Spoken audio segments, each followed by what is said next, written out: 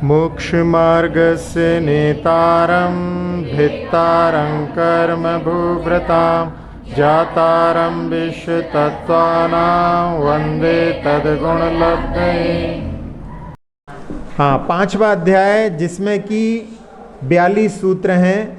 हमने बताया था कि चौथे अध्याय में 42 सूत्र हैं और 5 में आँच छुपा हुआ है, तो चौथे अध्याय की आँच 5वें पे आ रही है, इसलिए इसमें भी 42 सूत्र हैं।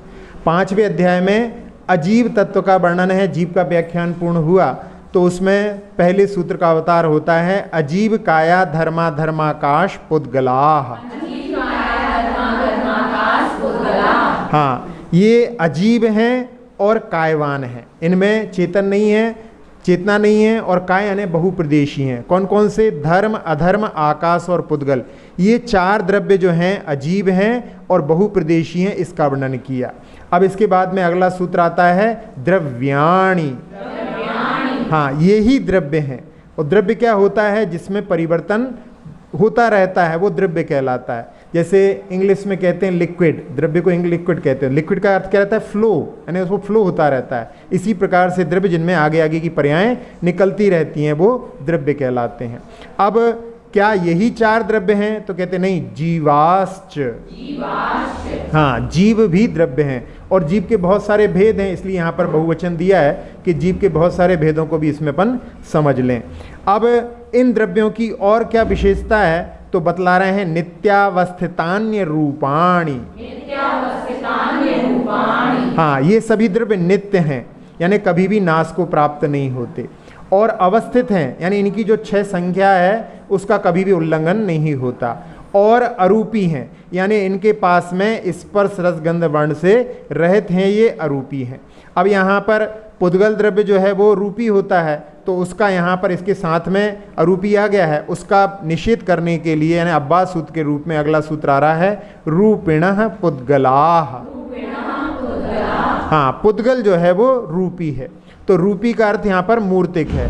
तो रस आदि जो हैं वो रूप के अविनाभावी होते, तो उसमें सब चीज़ें पाई जाती हैं। अब इन द्रव्यों की संख्या कितनी है तो उसके लिए बतला रहे हैं आकाशादेकत द्रव्याणि। हाँ, यहाँ पर आकाश तक अपन ने पहले सूत्र में देखा था, वहाँ पर धर्म, अधर्म और आकाश, यहाँ तक के जो द्रव्य हैं वो एक एक हैं। तो यहाँ पर द्रव्य की अपेक्षा से एक एक हैं, इसलिए बतलाने के लिए यहाँ पर द्रव्याणि दिया। नहीं तो छोटा सूत्र बन सकता आकाशादेकम, ऐसा बन सकता था, लेकिन द्रव्य की अपेक्षा से ये एक एक हैं। फिर इनकी और क्या विशेषता है तो निष्क्रियाणि च।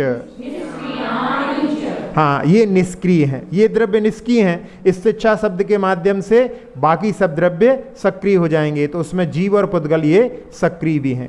और अभी काल का वर्णन नहीं आया है, लेकिन काल भी जो है निष्क्रिय होता है, अपन इसके साथ में ले सकते हैं। अब इसके बाद में 7 सूत्रों के बाद में अब 4 सूत्रों में द्रव्यों के प्रदेशों को बतलाएंगे। तो उसमें सबसे पहले जो धर्म अधर्म है और एक जीव के कितने प्रदेश होते हैं उसको बतलाने के लिए कह रहे हैं असंख्याः प्रदेशाः धर्माधर्मैक जीवानाम। हाँ, धर्म अधर्म और एक जीव में असंख्यात प्रदेश होते हैं। तो असंख्यात प्रदेश, धर्म अधर्म तो पूरे लोक में व्याप्त रहते हैं, तो उनमें असंख्यात प्रदेश हैं, और एक जीव के पास में भले ही छोटा हो उसके पास में भी असंख्यात प्रदेश होते हैं, और यदि वो विस्तार करे तो पूरे लोक में फैल सकता है। इस दृष्टि से उन सबके पास में असंख्यात प्रदेश हैं। और आकाश के कितने प्रदेश हैं तो आकाशस्यानन्ताः। आकाश के पास में अनंत प्रदेश हैं। अब इसके बाद में पुद्गल के प्रदेश कितने होते हैं तो संख्याश्च पुद्गलानाम।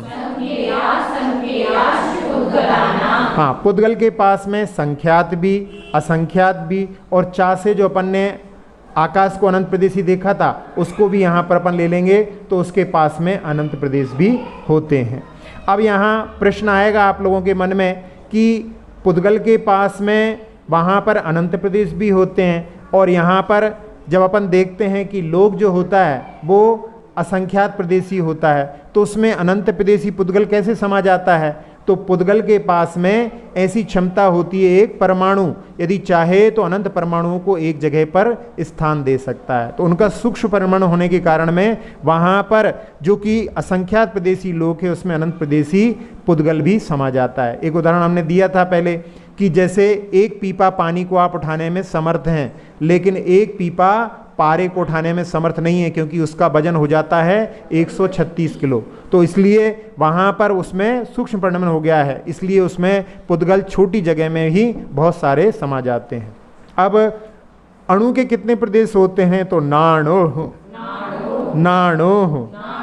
ये तत्वार सूत्र का सबसे छोटा सूत्र है। ये बता रहा है, इसका अर्थ यदि अपन ऐसे अलग से निकालें तो अणु नहीं होता, नहीं, अणु तो होता है लेकिन उसके पास में बहुत प्रदेश नहीं होते हैं। तो वैसे देखा जाए शुद्ध जो द्रव्य है, शुद्ध अस्तिकाय अपन को कहें, अस्तिकाय में बहुप्रदेशी हैं, उसमें वहाँ पर धर्म अधर्म आकाश और जीव आएंगे। लेकिन अणु के पास में मिलने की क्षमता है, वो आगे अपन बंधन में देखेंगे तो मिल करके बड़ा भी स्कंद बन जाता है, उसके कारण में उसको उपचार से अस्तिकाय कहा जाता है। इस प्रकार से 5 अस्तिकाय हो जाते हैं। अब ये द्रव्य कहाँ रहते हैं? तो उसके लिए बतला रहे हैं लोकाकाशे वगाह। ये सभी द्रव्य लोकाकाश में रहते हैं। जो आकाश है उसके 2 भाग हो जाते हैं। जहाँ पर धर्मादि द्रव्य देखे जाते हैं वो लोक कहलाता है। इंग्लिश में भी लुक धातु का अर्थ देखना होता है और संस्कृत में भी लुक धातु का अर्थ देखना होता है। तो जहाँ पर सारे द्रव्य पाए जाते हैं वो लोक कहलाता है, और जहाँ पर केवल शुद्ध आकाश रहता है वो अलोकाकाश कहलाता है। तो सारे द्रव्य लोकाकाश में अवगाह करते हैं। अब इनमें धर्म अधर्म द्रव्य किस प्रकार से अवस्थान प्राप्त करता है? तो धर्माधर्मयोः कृत्स्ने, धर्माधर्मयोः कृत्स्ने। हाँ, धर्म और अधर्म द्रव्य पूरे लोक में जैसे तिल में तेल रहता है उस प्रकार से व्याप्त रहते हैं। इसमें कृष्ण शब्द जब बोलते हैं तो उसमें अपनी जिह्वा पूरी मुख के अंदर घूमती है। तो कृष्ण शब्द बता रहा है कि पूरे लोक में धर्म और अधर्म द्रव्य व्याप्त रहते हैं।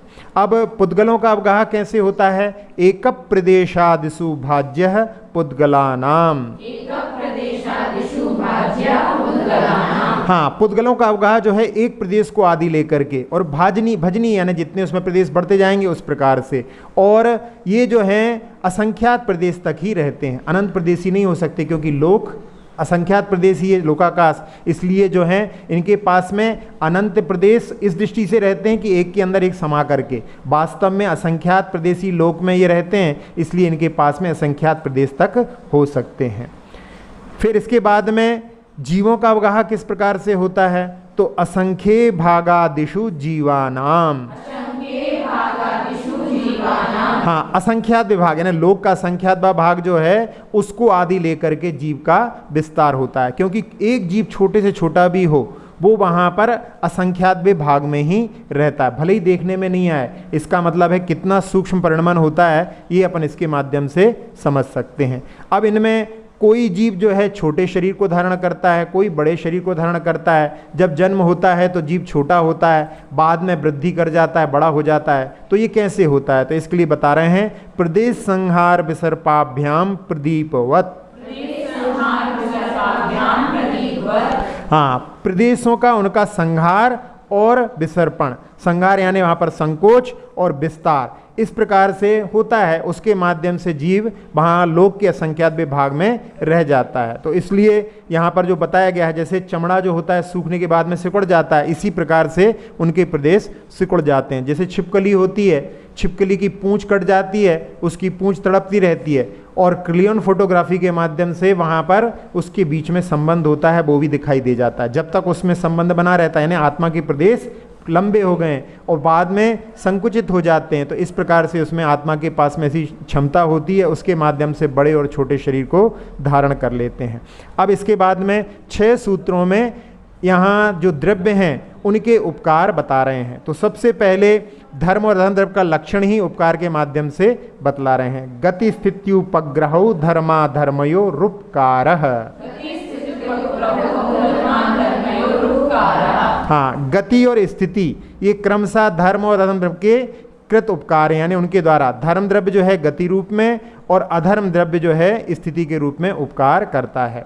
अब यहाँ पर उपग्रहो भी दिया और उपकार भी दिया। 2 बार क्यों दिया? क्योंकि यहाँ पर ऐसा अर्थ ना ले लें कि जो जीव हैं उनकी गति में धर्म द्रव्य सहायी है, पुद्गल की स्थिति में अधर्म द्रव्य सहायी है, ऐसा अर्थ ना ले लें। इसलिए यहाँ पर दोनों के लिए गति में सहायक धर्म द्रव्य होता है और दोनों की स्थिति में अधर्म द्रव्य सहायक होता है, इसलिए यहाँ पर ये 2 बार लिया गया है।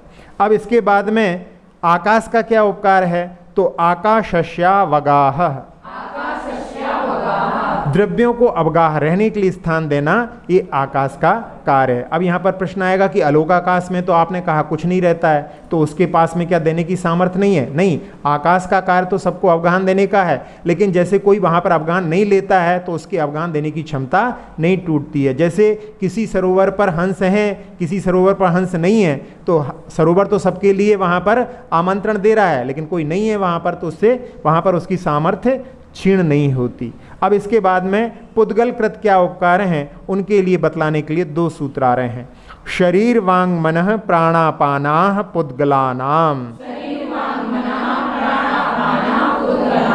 हाँ, शरीर ये पुद्गल का उपकार है। जो शरीर का निर्माण होता है ये भी पुद्गल के माध्यम से होता है। अपन जो वचन बोल रहे हैं, आप लोग यहाँ बैठे हैं शरीर के माध्यम से बैठे हैं, तो ये शरीर का उपकार है। फिर वचन इनके माध्यम से आप धर्म श्रवण कर रहे हैं, ये वचन का उपकार है। मन संगी हैं आप लोग, इसीलिए सुन रहे हैं, समझ रहे हैं। यदि जिसका मन नहीं होता वो यहाँ पर क्या करता? तो मन भी उपकार है। और सांचोश्वास, अपन जो श्वास लेते हैं, ये भी पुद्गलकृत उपकार है। अब इसके बाद में आगे और भी जो हैं इनके उपकार क्या हैं उसको बतलाने के लिए सुख दुख जीवित मरणोपग्रहाश्च। हाँ, पुद्गलकृत कर्म का जो है असाता वेदनी, असाता वेदनी, ये पुद्गलकृत हैं, उनका उपकार है। तो सुख तो सभी लोग उपकार के रूप में स्वीकार कर लेते हैं, लेकिन दुख को जो है उपकार नहीं मानते हैं। लेकिन दुख भी उपकारी है, क्योंकि दुख के बिना धर्म में रुचि नहीं होती है। तो दुख भी जो है उपकारी है, इसीलिए उसमें आता है वैराग्य भावना में कि जो संसार विषय सुख होता तीर्थंकर क्यों त्यागे। तो दुख भी जो है संसार से मुक्ति के लिए सहकारी होता है। फिर जीवन भी उपकार है, जीवन तो उपकार सब लोग मानते हैं, लेकिन मरण भी उपकार बताया। मरण के लिए उपकार इसलिए कहा कि समाधि मरण के माध्यम से मुक्ति प्राप्त होती है, संलेखना आदि के माध्यम से वहाँ पर 7-8 भव में मुक्ति प्राप्त हो जाती है, इसलिए ये भी उपकारी है। अब यहाँ पर इन 2 सूत्रों को अलग अलग क्यों बनाया गया है? क्योंकि ये 4 पहले दिए थे और 4 बाद में दिए हैं। तो ऐसा अर्थ ना निकालें यदि एक साथ सूत्र बनाते कि इन 4 का जो है फल सुख दुख जीवित मरण है, ऐसा अर्थ ना निकाल लें, इसलिए दोनों को अलग अलग सूत्र में बनाया गया है।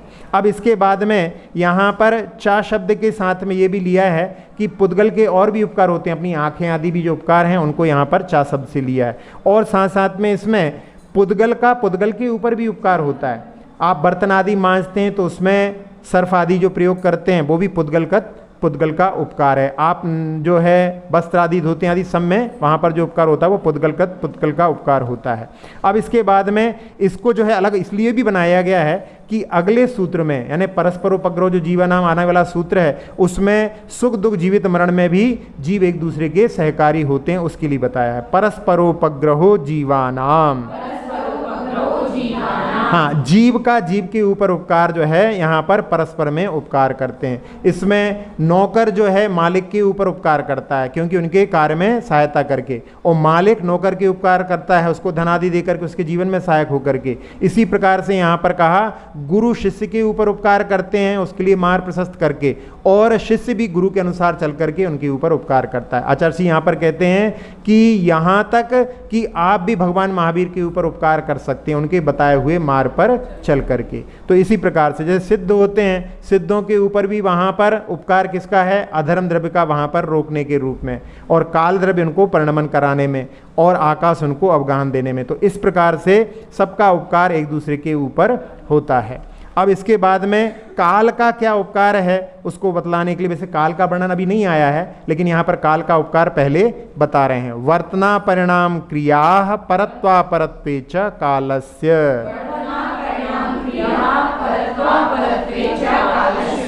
वर्तना यानी प्रत्येक समय में परिवर्तन जो होता है वो वर्तना कहलाती है। इसमें ये निश्चय काल का प्रतीक है। जैसे कुंभकार की जो कील होती है उस पर चक्र घूमता है, तो उसमें कील उसको घूमने में सहकारी होती है। इसी प्रकार से काल द्रव्य सबके परिवर्तन में सहकारी होता है, उसको वर्तना कहते हैं। जो प्रत्येक समय में एक एक समय में परिवर्तन हो रहा है उसको वर्तना कहते हैं। फिर परिणाम, जिसमें कि परिणामों में वहाँ पर कोई हलन चलन नहीं होता, लेकिन वहीं पर रह करके, जैसे अपन बैठे हुए हैं, क्रोध के भाव नष्ट हो गए, मान का भाव उत्पन्न हो गया, तो इस प्रकार से परिवर्तन जो होता है वो परिणाम कहलाता है। फिर इसके बाद में क्रिया, एक जगह से दूसरी जगह पर जाने रूप जो क्रिया होती है वो क्रिया कहलाती है। फिर इसके बाद में परत्वापरत्व, यानी कौन बूढ़ा है कौन जवान है, तुलना जब की जाती है तो वो परत्वापरत्व। इस प्रकार से देखा जाए तो वर्तना ये निश्चय काल का प्रतीक है और बाकी सारे जो हैं काल के, व्यवहार काल के प्रतीक हैं। इस प्रकार से काल के उपकार बतलाए। अब इसके बाद में 6 सूत्रों के माध्यम से यहाँ पर पुद्गल का वर्णन किया जा रहा है। तो उसमें सबसे पहले पुद्गल का लक्षण बतलाते हैं। स्पर्श रस गंध वर्णवंतः पुद्गलाः। हाँ, स्पर्शन जो स्पर्शन के लिए कार्य करता है वो स्पर्श के माध्यम से होता है, तो स्पर्श इंद्रिय के लिए यहाँ पर स्पर्श होता है। फिर अपन चख करके जानते हैं वो रस होता है, सूंघ करके जानते हैं गंध होती है, और जिसको देख करके जानते हैं वो वर्ण होते हैं। इनसे युक्त पुद्गल होता है।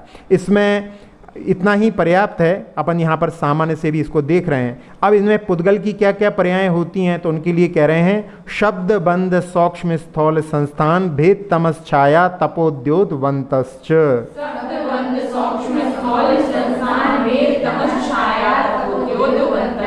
हाँ, शब्द भी पुद्गल की पर्याय है, यानी शब्द जो है पुद्गल की पर्याय है, इसलिए उसकी रिकॉर्डिंग आदि भी हो जाती है। फिर इसके बाद में बंध, जो बंध होते हैं, यानी जिसमें कि कुछ बंध जो होते हैं वो प्रायोगिक होते हैं। जैसे आप कुछ बनाते हैं, लकड़ी आदि का कार्य करते हैं, उसमें एक दूसरे को वहाँ पर वो बंध प्रायोगिक हो जाता है। वैशेषिक बंध जो होता है वो वहाँ पर जैसे मेघ आदि का बंध होता है या अपने कर्मों का जो बंध होता है वो प्रायोगिक के अंदर जाएगा उसमें, क्योंकि अपने भावों के माध्यम से होता है। जो वैशेषिक यानी उल्कापात आदि होते हैं वो वहाँ पर वैशेषिक यानी वहाँ पर स्वभाव से किसी पुरुष का वहाँ पर प्रयोग नहीं होता।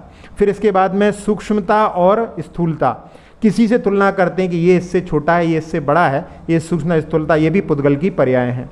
फिर संस्थान, उसमें 2 प्रकार के, एक जिनको कि अपन परिभाषित कर सकते हैं, गोल हैं, त्रिकोण हैं, षटकोण हैं, और एक जिसको अपन परिभाषित नहीं कर सकते वो अनित्थ भूत संस्थान कहलाता है। फिर भेद, इसमें जो लकड़ी का बुरादा है उसको उत्कर कहते हैं। चूर्ण, जहाँ पर गेहूं आदि के बनाए जाते हैं वो चूर्ण हो गए। खंड, घड़े के खप्पर आदि होते हैं। चूर्णिका, जहाँ पर मूंग उड़द आदि को जो दालें की जाती हैं। प्रतर, जिसमें कि एक दूसरे के ऊपर लेयर्स होती हैं, जैसे कि मुल्तानी मिट्टी आदि होती है, और बादलों के भी पटल होते हैं। अणुचटन, जब लोहे के ऊपर वार किया जाता तो उसमें से जो स्फुलिंग निकलते हैं वो भी पुद्गल की पर्याय हैं।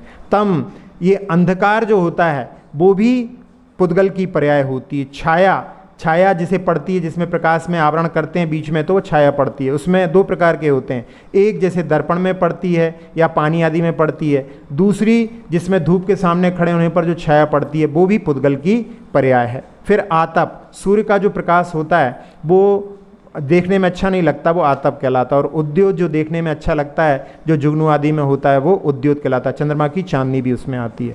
अब इसके बाद में पुद्गल के भेद बतला रहे हैं। अणवः स्कंधाश्च, हाँ, अणु जो होता है छोटा होता है, जिसका कि कोई विभाजन नहीं कर सकते, और स्कंद जो मिलकर के बनता है वो स्कंद कहलाता है। इसमें 6 शब्द के माध्यम से इसके 6 भेद भी होते हैं, उनको भी अपन विस्तार से देख सकते हैं। अब इनका जो बंधन होता है, बंधन के बारे में बताया था, स्कंद की जो उत्पत्ति होती है वो कैसे होती है, तो उसके लिए कह रहे हैं भेद संगातेभ्य उत्पद्यन्ते। हाँ, इसमें बहुवचन की विभक्ति लगी हुई है, तो भेद से, संघात से और भेद संघात से इनकी उत्पत्ति होती है। तो भेद यानी उसमें टुकड़े कर दिए, संघात यानी मिलाना, और इसमें भेद संघात यानी कहीं से जो टूटा भेद हो गया और कहीं पर मिल गया वो भेद संघात हो गया। अब अणु की उत्पत्ति कैसे होती है? भेदादणु, भेद से ही अणु की उत्पत्ति होती है। इसमें एक प्रश्न उत्पन्न होता है कि अणु अभी तक ऐसा कोई है कि जो कभी किसी के साथ में संबंध को प्राप्त नहीं हुआ, स्कंद नहीं बना हो? तो कहते हैं कि नहीं, इसी सूत्र के माध्यम से कि अणु की उत्पत्ति भेद से ही होती है। ऐसा कोई अणु नहीं है जो स्वतंत्र रहा हो और बाद में स्कंद बना हो। तो इस प्रकार से ये हो गया। अब इसके बाद में ये दो सूत्रों के माध्यम से हमको समझ में आ गया, जब संघात होता है तो स्कंद बनता है, भेद क्षणु बनता है। तो ये तीसरा सूत्र, जो तीसरा आपने भाग रखा है भेद संघात, उसकी क्या आवश्यकता थी? तो उसके लिए कह रहे हैं भेद संघाताभ्याम चाक्षुषः। भेद से और संघात से जब दोनों होते हैं तब जो देखने वाला नहीं है वो देखने वाला बन जाता है। जैसे उदाहरण दिया था कि अपने हाथों को मल करके अपन देखें तो उसमें वहाँ पर अभी जो मैल दिखाई नहीं दे रहा है लेकिन वो भी दिखने लगा। तो उसमें क्या हुआ कि जहाँ पर वो जुड़ा हुआ था वहाँ से उसका भेद हो गया और आपस में मिलकर के उनका संघात हो गया। तो जो देखने लायक नहीं था वो भी देखने लायक बन गया। ये भेद संघात के माध्यम से चाक्षुष हो जाता है, देखने लायक बन जाता है। अब चार सूत्रों के माध्यम से यहाँ पर द्रव्य का लक्षण बतला रहे हैं। सद्द्रव्य लक्षणम, सद्द्रव्य का लक्षण है। अब सत क्या है? उत्पादक व्ययद्रव्युक्तम सत, जो उत्पाद व्यय और द्रव्य से युक्त होता है वह सत कहलाता है। इसको आचार्य सिंह ने अनुवाद किया है आना जाना लगा हुआ है। आना का अर्थ है नई नई पर्याय की उत्पत्ति, जाना यानी पूर्व पर्याय का विनाश व्यय, और लगा रहना यानी द्रव्य। इस प्रकार से प्रत्येक पदार्थ में ये चलता रहता है। अब इसमें नित्य का क्या लक्षण है? उसके लिए उधर बताया था नित्यावस्थितान रूपाणी में, तो नित्य का लक्षण बताते हुए कह रहे हैं तद्भावा व्यन नित्यम। हाँ, जो द्रव्य का स्वभाव है उससे च्युत नहीं होना वो नित्य कहलाता है। ये एक प्रत्यभिज्ञान होता है। हाँ, ये वही है जो हमने पहले देखा था। तो ये कब होगा? जब अपने को पहले देखा था और अभी तक उसमें कुछ ना कुछ नित्यपना बना हुआ है, तब तो अपन कह पा रहे हैं। इसलिए तो इसलिए जो है नित्य वो होता है, उसमें उसका पूर्णतः विनाश नहीं होता। द्रव्य का स्वभाव का च्युत नहीं होना ही नित्यपना कहलाता है। अब यहाँ पर कहते हैं कि आप कभी वहाँ पर किसी चीज के लिए नित्य कह देते हो, किसी के लिए अनित्य कह देते हो। पर्याय के लिए आप अनित्य कह देते हो, द्रव्य के लिए नित्य कह देते हो। एक ही चीज में जहां पर विरोधी धर्मों का जब वर्णन आता है तो इसकी सिद्धि कैसे होती है? तो उसके लिए कहते हैं अर्पिता नर्पित सिद्धे। हाँ, यानी मुख्य और गौण की माध्यम से विरोधी धर्मों की सिद्धि हो जाती है। तो उसमें एक उदाहरण बताया था हमने कि एक बार पंडित जी पन्नालाल जी से किसी ने पूछा कि आपकी बात समझ में नहीं आती है, भी कह रहे हो आप, नहीं भी कह रहे हो। तो टिकट के माध्यम से बताया था कि ये टिकट है किसका? आपने लिखा है इस पे कि यहाँ पर झांसी से दिल्ली तक का ये टिकट है और यही टिकट झांसी से मुंबई के लिए नहीं है। फिर उसने कहा कि हम मान लें हमने पूरे भारत का टिकट ले लिया, तो कहले फिर भारत की अपेक्षा से है, बाहर की अपेक्षा से नहीं है। तो इसी प्रकार से इसकी सिद्धि होती है। और इसको दूसरी तरह से भी कहते हैं कि जिसका विवाह उसके गीत। जैसे कि कोई के 6 लड़के हैं, पहले लड़के का जब विवाह होना था उसकी तारीफ करने लगे, फिर बाद में दूसरी करने लगे। तो उस समय में कहा जाता है कि जिसका जब वर्णन किया जाता है वो मुख्य हो जाता है, वो अर्पित हो जाता है, और जिसका वर्णन नहीं चल रहा है वो अनर्पित होता है। इसके माध्यम से सिद्धि होती है। अब 5 सूत्रों में वर्ण का जो बंधन होता है उसका वर्णन आ रहा है। स्निग्ध रूक्षत्वाद बंध। हाँ, स्निग्धता और रूक्षता से बंध होता है। जिसमें दूध आदि जो होते हैं उनमें गाय आदि के दूधों में वहाँ पर गाय का है, भैंस का है, ऊँटनी का है, उनके दूधों में वहाँ पर स्निग्धता बढ़ती जाती है। और जो रेत बजरी आदि होती है उनमें रूक्षता रहती है, इनके कारण में बंध होता है। वैसे स्पर्शन में कई प्रकार के हल्का भारी आदि होते हैं, लेकिन वहाँ पर रूक्ष और स्निग्ध इसके माध्यम से बंध होता है। अब इनमें बंध जो है इनके माध्यम से होता है तो सबका बंध होता है? नहीं, उसमें कुछ नियम है। न जघन्य गुणानाम, शक्ति अंश होता है, यानी उसमें जो उसकी रूक्षता या स्निग्धता की जो शक्ति है जब वो सबसे कम होती है तब वो उसमें बंध नहीं होता। फिर इसमें जिसमें जघन्य है उसके बाद में सबका बंद हो जाएगा? कहले नहीं, गुण साम्य सदृशानाम, जब उनमें समानता होती है तब भी बंद नहीं होता। और साथ साथ में सदृशानाम यानी स्निग्ध स्निग्ध का भी नहीं होता, रूक्ष रूक्ष का भी बंध नहीं होता। फिर इसके बाद में कब बंद होता है? तो कह रहे हैं द्वदिकादि गुणानांतु, जब उनमें 2 का अंतर होता है तब बंद होता है। जैसे 2 स्निग्ध गुण वाला है, उसका 1 से बंद नहीं होगा क्योंकि 1 का किसी से बंद नहीं होता, 3 से बंद नहीं होगा क्योंकि 2 का अंतर नहीं है, 4 वाले के साथ में उसका बंद हो जाएगा। तो इसमें यहाँ पर बंद का तू के माध्यम से अभी तक जो बंध का बार बार निषेध कर रहे थे उसको यहाँ पर रोक दिया। अब बंध किसका होता है इसको बतलाने के लिए यहाँ पर तू दिया है। अब इसमें जो समान है उनमें बंध क्यों नहीं होता, तो उसके लिए यहाँ पर बता रहे हैं बंदे दिकौ पारिणामिकौ च। क्योंकि जैसे उसमें कहा था कि दो स्निग्ध का दो वृक्ष के साथ बंध हो तो उसमें मुख्य कौन रहेगा, राजा कौन बनेगा। जब दो पार्टियां मिलती हैं तो उसमें कहते हैं कि भाई कौन जो है चीफ मिनिस्टर बनेगा, तो उसमें जिसके पास ज़्यादा होगा वो चीफ मिनिस्टर बनेगा, वो शक्तिशाली रहेगा। तो इसलिए यहाँ पर कहा कि जो अधिक शक्तिशाली है वो वहाँ पर कम शक्तिशाली वाले को अपने रूप में परिणमन करा लेता है। तो इसके माध्यम से यहाँ पर एक उदाहरण भी जो अपन ने कल समझा था कि जैसे चटनी बना रहे हैं तो उसमें 23.5 ग्राम नीम है, आधे ग्राम शक्कर है, तो वहाँ पर वो शक्कर को भी वो नीम के रूप में परिणत कर लेगा। लेकिन ऐसा नहीं है कि ज़्यादा है वही शक्तिशाली होना चाहिए। जैसे 1 चम्मच दही भी 100 किलो दूध को भी दही के रूप में परिणत कर लेता है। तो इस प्रकार से जो शक्तिशाली होता है वो अपने रूप में परिणत कर लेता है। अब इसके बाद में दूसरी तरह से द्रव्य का लक्षण कहते हैं गुण पर्यायवद द्रव्यम। गुणों और पर्यायों वाला द्रव्य होता है। कई लोग ऐसा होते हैं कि जो द्रव्य को गुणों और पर्यायों से रहित मानते हैं, तो उनके लिए यहाँ पर बताया कि जो गुणों से और पर्यायों से युक्त होता है वो द्रव्य कहलाते हैं। तो गुण जो रहते हैं वो हमेशा रहते हैं, पर्याय उसमें बदलती रहती हैं। इस प्रकार से यहाँ पर 2 प्रकार के जो गुण और पर्यायों से युक्त द्रव्य होता है। अब इसके बाद में समय हो गया है इसलिए काल का स्मरण आ रहा है। कालश्च, काल भी द्रव्य है और ये भी चा शब्द के माध्यम से, इसमें भी जो है उत्पाद वय द्रव्य युक्त आदि सारे होते हैं। जो पहले बताया था नित्यावस्थान रूपाणी चा शब्द के माध्यम से सबको ग्रहण कर लेते हैं।